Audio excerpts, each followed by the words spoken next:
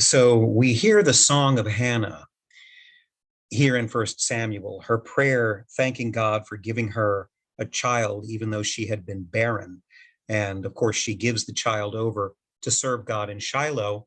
The song of Hannah, her great prayer, is in many ways a model for the song of Mary or the Magnificat, which we will read here before much longer. I will put this up on Moodle so that you can see the comparison.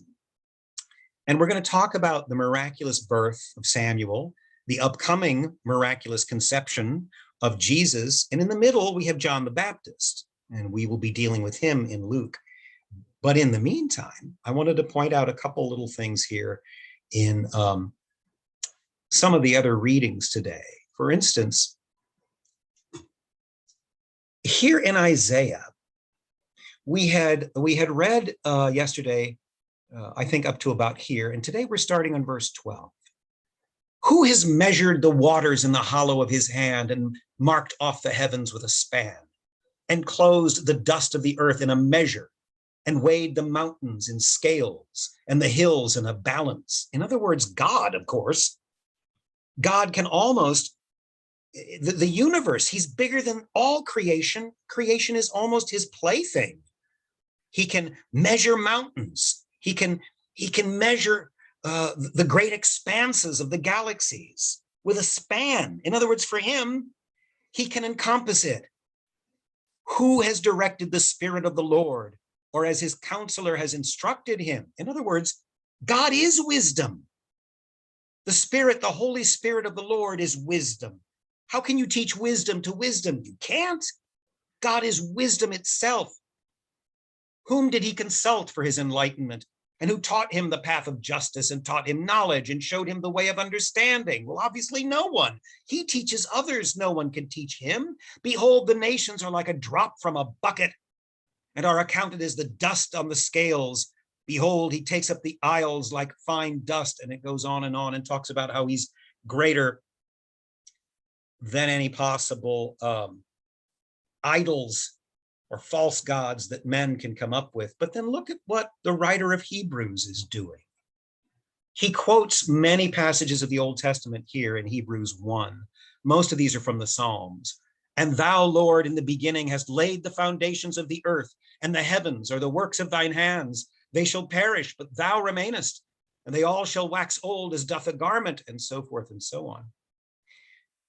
But the author of the epistle to the Hebrews is sort of doing what second Isaiah is doing. He's building up to the fact that God is so great for a reason.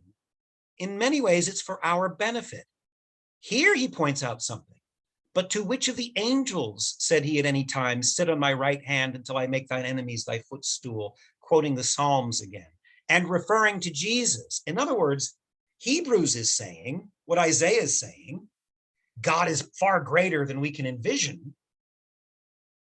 Second Isaiah makes the point that we can put our trust in him, but Hebrews is saying not just God, Hebrews is saying in Jesus, because God made the promise to Jesus, I will put your enemies under your footstool. And he said in the reading yesterday that Jesus was the express image of God, or the impress of God. In a way, he's saying that Jesus, the Son of God, is identical to God. Of course, that's how we understand it. And so it's something similar going on in both the Old Testament, not only with the Song of Hannah versus the Magnificat, but with what's happening in second Isaiah, Isaiah 40, and what's happening early on in Hebrews. In both cases, the authors are exulting in the glory and grandeur of God, but there's a point to it. They're not just saying, oh, God is great, let's get on with it, shall we? They're saying, in effect, God is great and will save us and has acted in history to save us. And in Hannah's case, God is great and has done this for me in answer to my prayer and given me a son. One more thing, and then I'm going to let you go. Notice what we see here in First Luke. When Gabriel speaks to Zechariah or Zacharias, but the angel said to him, do not be afraid, Zacharias, for your prayer is heard, And your wife Elizabeth will bear you a son, because of course Elizabeth has been barren. So here we find another miraculous or almost miraculous conception and birth. Your prayer has been heard, as Hannah's was, and your wife Elizabeth will bear you a son, and you shall call his name John, because this is going to be John the Baptist, whose job it will be to be the forerunner of Christ. And you will have joy and gladness, and many will rejoice at his birth. For he, John, will be great in the sight of the Lord, and shall drink neither wine nor strong drink. He will also be filled with the Holy Spirit, even from his mother's womb. And he will turn many of the children of Israel to the Lord their God. He will also go before him in the spirit and power of Elijah, to turn the hearts of the fathers to the children, and the disobedient to the wisdom of the just, to make ready a people prepared for the Lord. But remember what Hannah said yesterday. She said that she was going to leave Samuel, her son, her cherished firstborn son, in Shiloh, and no razor would touch his head. That means he's going to be a Nazirite. He's going to be from birth specially dedicated to God. Now, this makes you a little weird, because it makes you different from the normal run of people, because most of us have to deal with the world. We're secular in some sense, unless we have a vocation to the priesthood or the religious life. And even then, we're mostly dealing in the world.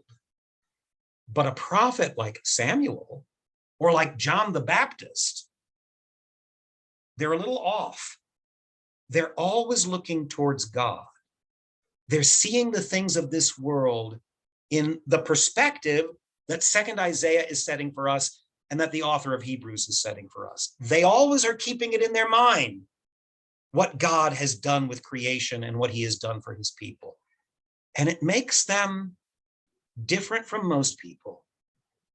Samuel is dedicated to God, and no razor will touch his head. But Gabriel tells Zacharias that John, his son, will be fully dedicated to God. He will be completely God's prophet. So it's quite similar. In both cases, Hannah, the mother of Samuel, Elizabeth, the mother of John the Baptist, both sons miraculously conceived, really, in the old age of their mothers, or in Hannah's case, she was barren. At any rate, they both end up being these great prophets who are constantly reminding their people who God is. And in the case of John the Baptist, a prophet who heralds the immediate coming of Jesus Christ. So as you can see, there's a great connection between the Old and the New Testaments. More tomorrow.